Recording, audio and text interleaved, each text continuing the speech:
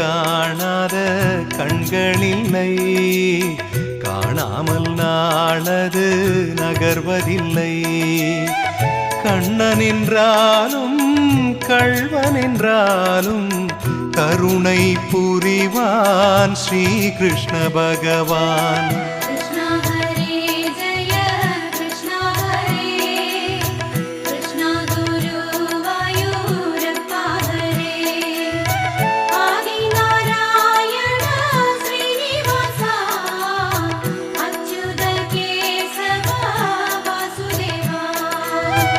அழகிய கண்ணனின் அடிதனை எண்ணுவர், அவனது தொல்லைகள் அனைத்தையும் தாங்குவர்.